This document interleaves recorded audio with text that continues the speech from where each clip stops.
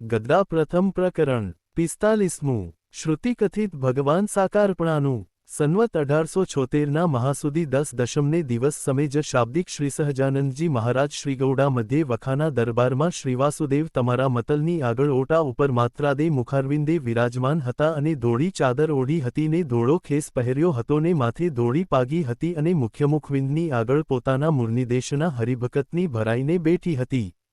પછી ગોપાલાનંદ સ્વામીએ પૂછ્યું, જે મહારાજ, કેટલાક વેદાંતી એમ કહે છે જે ભગવાનને આકાર નથી અને જ પ્રતિપાદન શ્રુતિઓનું વર્ણન કરે છે અને કેટલાક જેદ શુક સંકાદિક સરખા ભગવાનના ભક્ત તો તે ભગવાનનું સાકાર પ્રતિપાદન કરે છે.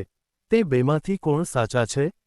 પછી શ્રીજી મહારાજ બોલ્યા, જે ભગવાન પુરુષોત્તમ છે તો સદા સાકાર જ છે અને મહાતેજોમય મૂર્તિ છે અને અંતર્યામી સર્વત્ર પૂર્ણ જે સચ્ચિદાનંદ બ્રહ્મ, તે તો પ્રતિષ્ઠિત જે પુરુષોત્તમ ભગવાન તે જ છે.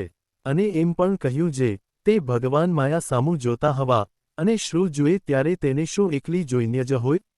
હાથ પગ પણ હોય, સાકાર રૂપનું પ્રતિપાદન. અને વધુ જેમ સમગ્ર તેના જીવ સ્વરૂપ છે જે વરુણ તેને પોતાના સાકારને લોકનિરાકાર કહેવાય છે અને જેમ અગ્નિની જેવાળા તેને નિરાકાર કહે છે અને તેના દેવતા અગ્નિ તે અગ્નિ લોકને સાકાર કરે છે અને જેમ સમગ્ર તડકો તે નિરાકાર કહેવાય છે ને સુના મંડળને જે સુલદેવ તે સાકાર છે, તેમ સચ્ચિદાનંદ જે બ્રહ્મ તે નિરાકાર છે અને પુરુષોત્તમ જે ભગવાન તે સાકાર છે અને એ સર્વત્ર પૂર્ણ જે સચ્ચિદાન બ્રહ્મ તે ગુણતમ ભગવાનનું તેજ છે.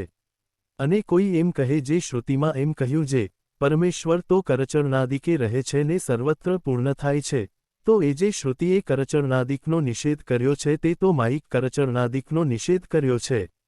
અને ભગવાનનો આકાર છે તે તો દિવ્ય પણ માયિક નથી. અને ભગવાન અંતર્યામી દ્વારા જીવ ઈશ્વરને સામ્ય જે પુરુષોત્તમનું બ્રહ્મરૂપ તે નિરાકાર છે. જીવ ઈશ્વર સર્વને તેમના કર્મને કરણે યથાયોગ્ય કાર્યના ફળને દેવને વિષય નિયંતા વિશ્વાસને સાકારની પેઠે નિયંતા રૂપને ક્રિયા કરે છે, તે માટે તેને પણ સાકાર કરે છે. જાણવું. સમાન રીતે ભગવાન પુરુષોત્તમ તો સાકાર જ છે અને નિરાકાર પણ નથી અને જે નિરાકાર કહે છે તે સમજાતું નથી.